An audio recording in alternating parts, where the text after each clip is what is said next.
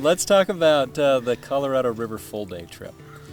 Tell me why someone should come to Moab and experience this trip. The Colorado full day is a great way to experience Moab and to be on the water. During the summer months, it does tend to get a little bit warm in Moab, and a great place to be is on the Colorado River. And we start out at a place called Hiddle Bottom, and then it's a 14-mile float trip down with about 7 named rapids.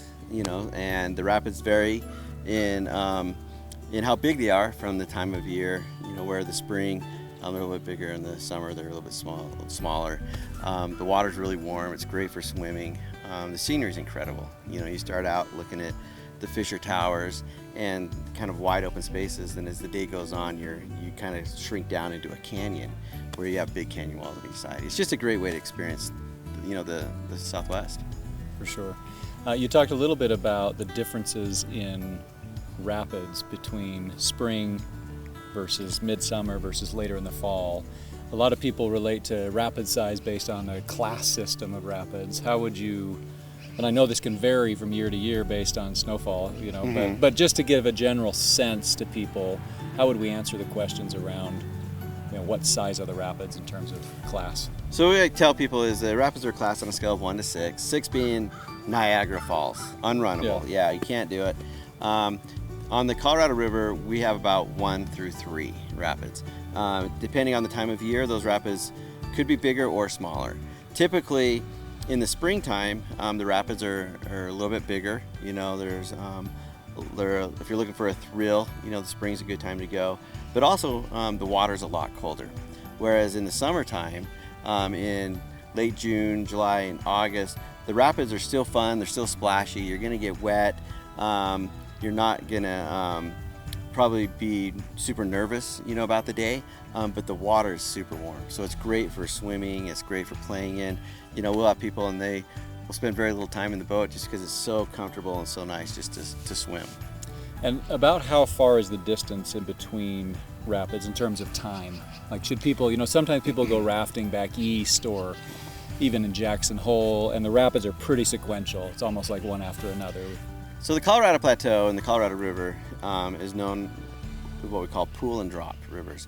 So usually rapids are in places where there's a side canyon coming out, and it's created kind of a dam or the river, and the river kind of backs up behind it and then flows over that, and creating the rapid. On the section that we do on the Fisher Towers, this 14-mile section, there are 7 rapids. And it's kind of, there'll be a rapid, then there'll be a stretch of flat water, and then there'll be another rapid, then another stretch of flat water. So, there's about a rapid about every 2 miles on this section of river. Okay.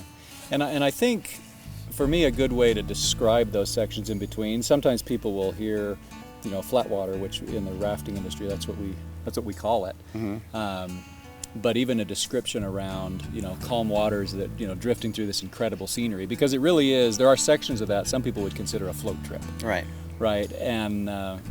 And the scenery is just spectacular, lots of movie history and different things like that. And so it's not all about the whitewater. I think sometimes people will come with the mentality of, we're going to go whitewater rafting, and that's what they're in for. And this trip is really about floating and seeing the scenery and cooling off in the water and finding, like you said, a really great place to spend a hot day in Moab. That's absolutely right. There's so much more to this section of river than just rapids, and that's why we say that it has something for everybody. It's a great family trip, but it's also a great trip for those people who want a little bit extra excitement. We offer inflatable kayaks, so you get a little bit better ride. All the boats we use, the biggest boat we use is a 14-foot paddle boat, and so typically everybody's helping to paddle the boat downstream. It's participatory, it's a lot more fun, and but then the guide still has some oars in the back that they can help push the boat downriver to get it where it needs to go. Okay. And about how many people would you say generally fit in a 14-foot paddle boat? 8 to 10 people per boat is what we try to get in a boat. Okay, perfect. So there is the chance that a family of 4, 5, or 6 will be likely paired with another smaller group. Yes. So that we can fill that raft. Yeah, we'll always, we'll put groups together, and if there's like a group of 8 or 10, they can request to be in their own boat, and we'll do everything we can to accommodate them. If they have that many, at least 8 people. Yes. Okay. And that's a fun part of the trip too, is you're meeting people from other parts of the world, other parts of the country, we see people go on trips and not knowing people, and they're great friends, after the trip. Yeah, sometimes exchanging email addresses Right. and staying in touch. Exactly. So you talked a little bit about this being a family trip. What is the minimum age that will take someone on the full-day Colorado River trip? So the minimum age is 5 years old. That's 5 years is kind of the size that they need to be to fit into our life jackets. They need to be over 50 pounds to fit into a jacket, and so that's kind of the age limit that we've set. And also the maturity, level of a 5-year-old, it can handle the trip. They might not be able to quite handle it very well. They don't need that. Okay, so let's talk a little bit about logistics. People meet for this trip where? This trip meets at our office at the Moab Adventure Center, which is 225 South Main, and the trip will meet from there, and it'll return to there at the end of the day. We'll supply all the transportation leaving the Moab Adventure Center and returning back to the Moab Adventure Center. Okay. Now, if I'm staying at a hotel in town or at a campground, do we offer pickups? We do offer complimentary shuttles. You have to make that reservation, or you have to make that request when you make the reservation so that we know to come and pick you up. But yes, we will pick up at all the local hotels. And do we do that all year long or just part of the year? Our main season for doing the shuttles is from Memorial Day to Labor Day is when we offer those shuttles. If people do have bigger groups, we can make special arrangements to pick them up. Okay. And what if I'm staying outside kind of the Moab City Center? Right. Maybe I'm out along the river at a campground, or I'm up at one of the ranches, Red Cliffs Lodge or Sorrel River Ranch. So we do pickups at Red Cliffs and Sorrel River, and we need to know that in advance. And then at the end of the day, we have a van that we take up to the takeout that will return, that will shuttle the people staying at Red Cliffs and Sorrel River at those campgrounds or at those hotels up there. And what if I'm at like a Big Bend campground? So a Big Bend campground, it's a little bit more difficult to do that. We don't like doing that because there's a lot of variables. If it's a big group, we can. It's something that we would prefer to have people meet in town if they're staying at campgrounds, but it can be done. Okay, but generally just for a larger group. So if you're a larger group staying at Big Bend, we can manage a pickup there. Mm-hmm.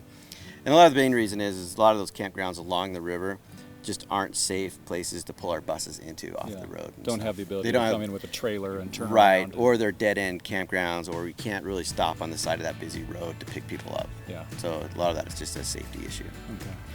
So after we've met at the Moab Adventure Center, or someone has been picked up from their hotel or campground and they've been shuttled in, how far is the drive from Moab Adventure Center to the put-in if they're doing the full-day trip? So full day, it's about a 45-minute drive to the put-in. We go up a very scenic road. The road is where you'll be rafting down. It's Highway 128, and we'll go to a place called Hiddle Bottom. And it's about a 40 to 45-minute drive. Okay, and then we're rafting 14 miles downriver, and then how long is the drive back into town from the takeout? So the ride back into town is about 20 minutes. Okay. Okay, so the Colorado River full-day trip includes lunch. It does. And it's an exclusive lunch for Moab Adventure Center and Western River Expeditions, right? We're stopping at Red Cliffs Lodge. Docks are there. They come in. Tell me a little bit about the lunch, what's offered. So a lot of times people will call and ask us what makes us different than another company in town, and one of the big differences is that we have, like you said, an exclusive offering with Red Cliffs Lodge, where we provide our guests with a hot barbecue lunch on their river deck. So as we're coming down, we will pull over, tie our boats up to the docks, go up, take our life jackets off, and eat this buffet style lunch of hamburgers, hot dogs, different kinds of salads, a lot of vegetarian choices. It's an amazing spread of food that they provide for us, and we're the only company that has this arrangement with Red Cliffs Lodge. Yeah. I think it's great. And one thing I love there too is they've got ice, and you can put that in your bottle and they have cups there, and you can get water and lemonade, iced tea, lots of options there. Oh, really for nice sure. to eat in the shade.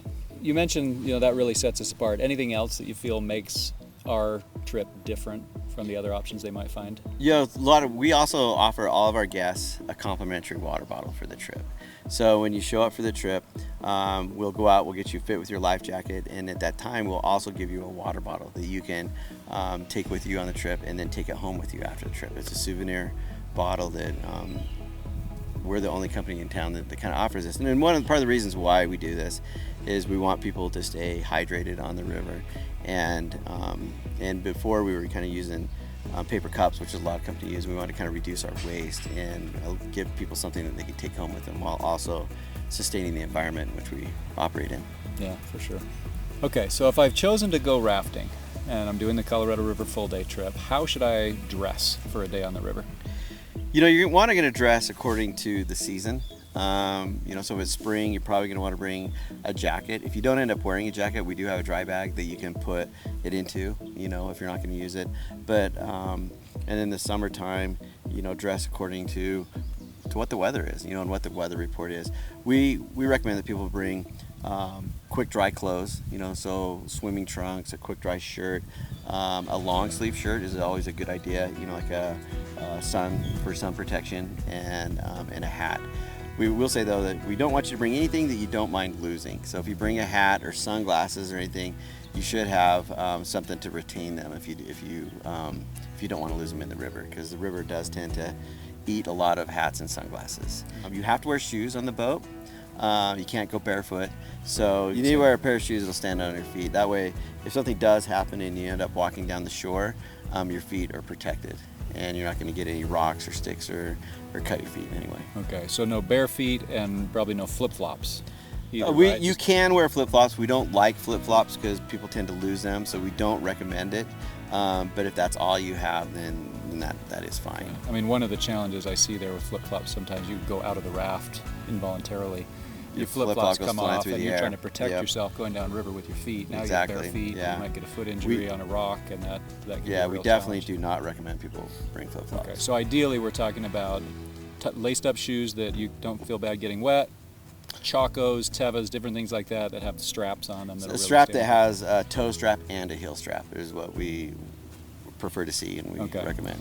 And then, like you said, longer sleeve shirts. I mean, that sun out there can be really brutal, and it is. Really to cover yourself as much as possible can be a really wise thing. Mm-hmm. And then you mentioned sunglass retainers, so we're talking about chums or something like that. Yeah, just anything that goes around your neck, you know, that you can kind of cinch up on your head when you have your sunglasses on, to keep them from, you know, if we do hit a wave or you fall into the water, it keeps your sunglasses from falling. So we provide PFDs for each of our guests, and they're required. Mm-hmm. Can someone bring their own PFD? They cannot. Anybody who's doing one of our trips has to wear one of our PFDs, which is a personal flotation device, otherwise known as a life jacket. So that's part of the stipulations with our permit that we have to operate on this section of river through the different government agencies, is they all require us to provide PFDs for our clients. So this is a PFD that has a pillow on the back, and then it typically has 4 to 5 buckles on the front. Most PFDs that people bring from home are like a water ski PFD, and those just won't work. Okay, so they have to use ours, but we provide them all, and they do have to be worn at all times while on the water. While on the water, that is correct. Okay. What if someone wants to bring their cell phone on the river? They're more than welcome to bring their cell phone on the river. We don't guarantee anything on a river trip. And that's why kind of our thing is don't bring anything on the river that you don't mind losing. We do have some waterproof pouches that you can purchase at the Moab Adventure Center for your trip that your cell phone will slide into, and then you roll it up, and they're supposed to be watertight, and then you can wear it around your neck. We don't guarantee the product, you know, but we haven't had any issues with it in the past. So if people do want to bring their phone with them to take pictures, you know, or anything like that, that's fine. But we just highly, highly recommend that you do not bring it without some sort of protection. Okay. And will cell phones actually work along the river? There is no cell service along the river. It's really spotty. So if you're bringing it to communicate, I would say don't bring it. If you're bringing it to take pictures, then that is an option. Make sure you have something to protect it. Sure. And Okay. And then what about, so what if I've chosen, maybe I want to take pictures, what about GoPro cameras? GoPros, we don't recommend bringing GoPros. You know, we don't not allow it, but we recommend that people don't bring them. We don't allow people to put sticky fasteners on any of our equipment. So that includes, like, on some river trips we wear helmets. You know, we don't allow them on helmets. We don't allow them on life jackets or the boats themselves or the paddles or anything like that. So if you are going to bring a GoPro, you need to have a way that you're doing it that does not include the, you know, where you're using an adhesive fastener on any of the equipment. Okay. And as I'm preparing to leave, I've left, you know, what I want to leave in my car. I've come inside. I probably have my keys with me. What do we do with keys? So we recommend that you don't bring anything that you don't want to lose. Like we talked about that again. So when you come and you check in for your trip, our staff will ask the guests if they have anything they want to leave here. You know, anything like wallets or anything valuable, we recommend that people leave them in their cars, you know, and then they can leave their car keys with us inside the Adventure Center. And then when they get off the trip, we'll give them the cars back and they can carry on. So once the tour has concluded, we've gotten back, we've had a great time, and we want to give a gratuity to our guides. How does that work, and what is the suggested tip amount? So the recommended tip amount is about 20% of the trip cost per person. And you can do that if you feel like that you received excellent service. You know, we encourage you to tip according to the service that you think you got. You know, our guides work really hard to provide great service. You know, we want feedback where we can do better, you know, and our guides really appreciate tips when they do a good job. Those can be left with the guide themselves. If they have cash, they can also be put on a credit card at the front counter at the Moab Adventure Center. And I've also seen a lot of people starting to Venmo their guides a tip as well, which is fine. Okay. And is that just a tip shared directly with the guide that was on their boat? On our day trips, the guides do not split tips or do not share tips. The guides will split tips for multi-day trips on the Moab Daily section, which includes the full day trip, the AM trip, and the midday trip. Those trips, the guides keep those tips.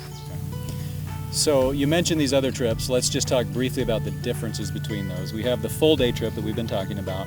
We have the morning Colorado River Adventure, and then we have the midday Colorado River Adventure. So tell me about the difference between the morning and the midday. So the morning trip begins at 8 o'clock in the morning. And what it does is, we talked about the full day trip and that it's a 14-mile section of river. The AM trip is the first 7 miles of that 14 miles, or as we call it, the morning trip. And then the midday trip is the second 7 miles of that 14 miles. So the morning trip is a great trip for people who are trying to maybe leave town, you know, or just get a little glimpse of what it's like to go rafting. It's really popular for that, and it's a great place to be on the trip.